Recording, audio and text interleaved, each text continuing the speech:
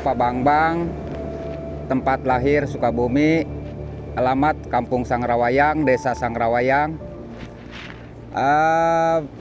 Penangkap ikan di Pagang sekitar 15 tahunan. Usia sekarang udah 47 tahun. Pengalaman pertama ikut sama teman, sama kakak saya jadi nelayan Bagang juga. Pertama sejak kecil ikut sama saudara. Turun-temurun, ada juga yang pendatang baru. Mangkat ke Bagang itu mulai jam 4 atau setengah 4, ada duanya. Ada jam 5 itu Bagang-bagang yang dekat. Kalau jam 4 itu Bagang agak yang tengah jauh gitu. Kalau mulai berangkat itu persiapan nasi seperti kopi, itu ke pantai. Udah ke pantai, mau ke tengah ada perahu kecil, naik ke desal, baru itu mangkat dari desal itu. Berarti Bapak nggak langsung dari sini, nggak langsung ke perahu besar ya Pak ya? Harus ada naik beberapa perahu dulu? Iya, karena di sini belum ada dermaga, harus pakai perahu kecil dulu buat ke tengahnya. Untuk kembalinya ke daratan sendiri, jam berapa? Jam 7, ada yang jam 8 pagi.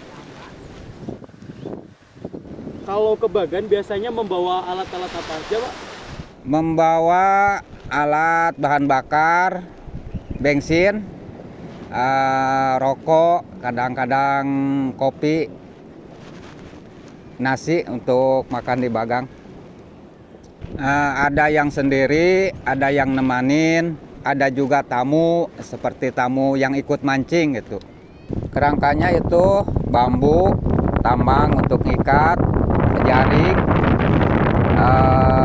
genset untuk penerangan, lampu, ini blong. Biayanya sekitar 27 juta sampai 30 juta kalau yang bikin baru.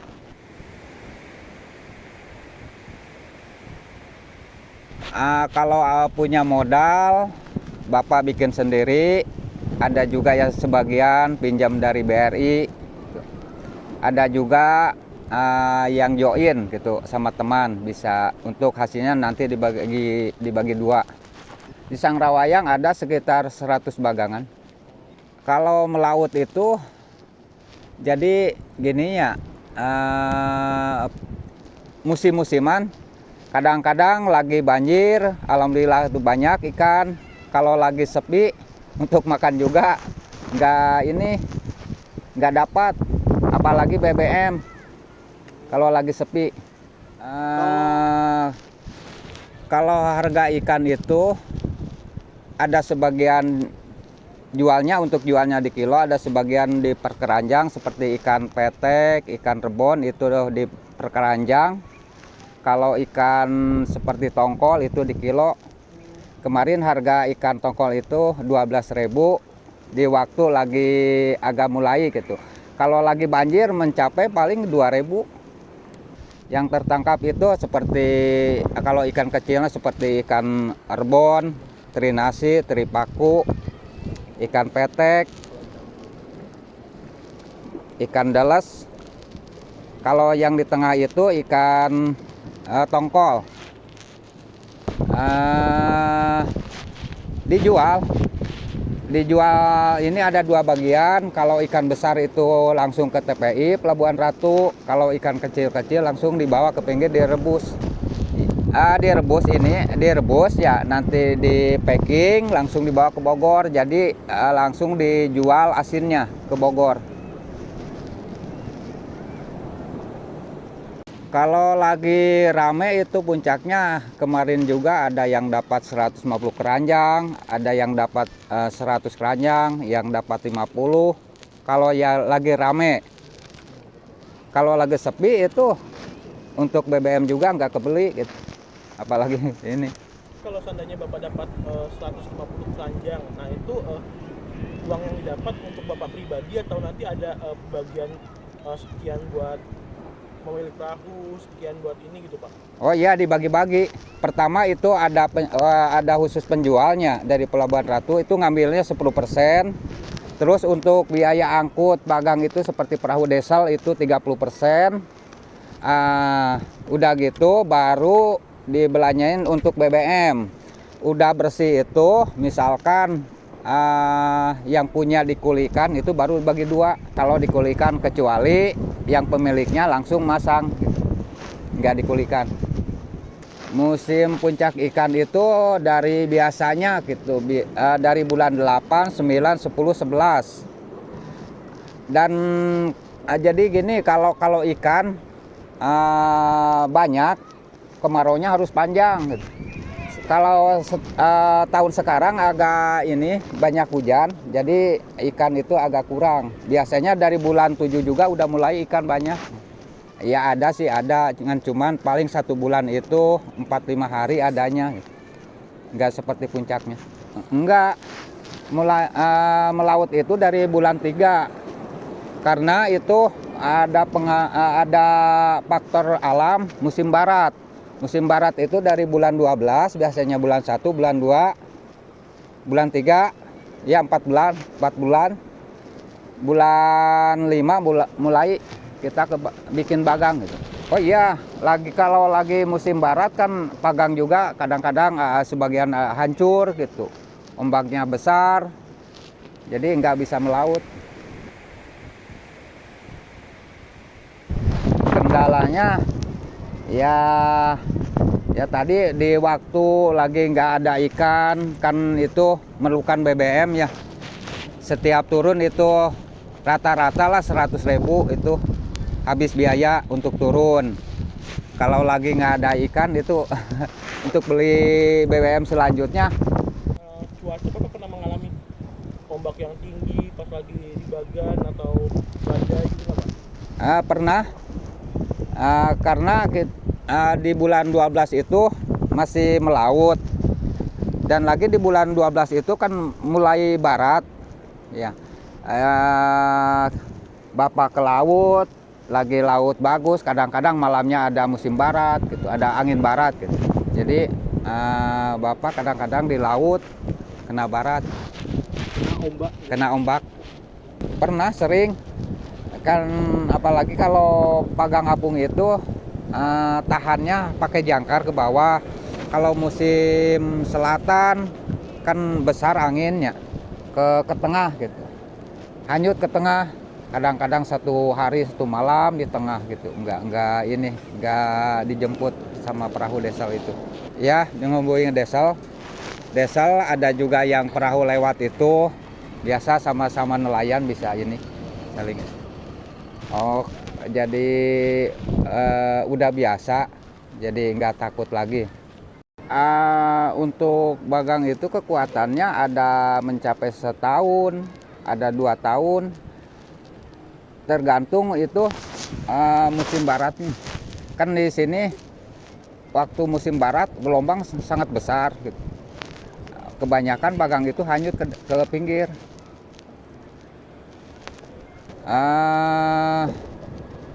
Pertama itu harus di ini dulu, kan musim barat itu besar ombaknya nya. Seperti blong, waring, tamangnya harus diangkut dulu ke pinggir. Nanti kalau udah mulai bagus cuacanya, nanti bikin baru lagi. Oh, berarti kalau untuk pembuatan bagan itu ngebuatnya nggak langsung di lautnya, tapi buat di sini. Oh, di pinggir dulu. Iya. Oh, iya. Kan kalau bagang itu kan ada ininya, nggak disimpan 1 titik, banyak titik-titik. Kalau ada ikan kan teman ada yang nelpon ya. Di sini banyak ikan.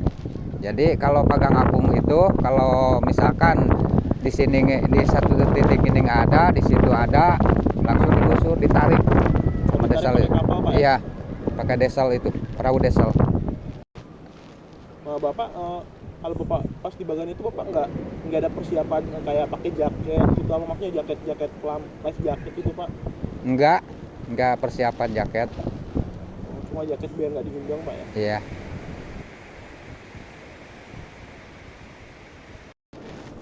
Anak Bapak ada 4, yang satu masih sekolah SMA ya. Yang satu lagi bekerja dari Jakarta, yang 2 bekerja jadi nelayan lagi. Oh, Ya. kan Bapak Itu ya, Pak. tergantung ininya keahliannya atau pengen dia itu ada. Nah, di sini juga nelayan ada yang ke laut lagi, ada yang bekerja dari luar gitu.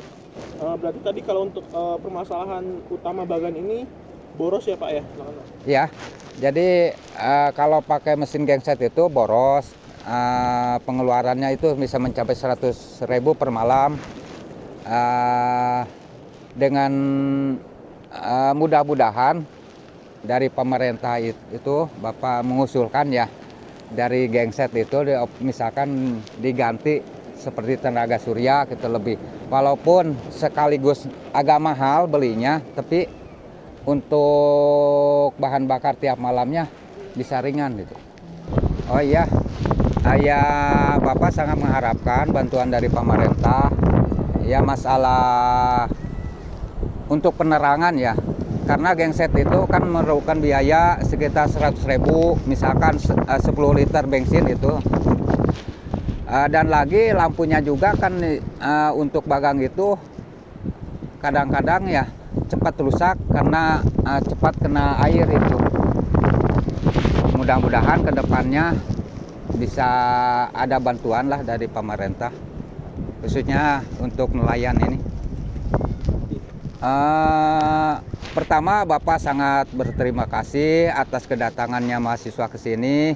Mudah-mudahan kedepannya khususnya untuk nelayan di sini saling membantu lah, terutama permasalahan-permasalahan kaitannya dengan nelayan untuk kebutuhan-kebutuhan seperti mengolah ikan asin di sini kan banyak kekurangan lah.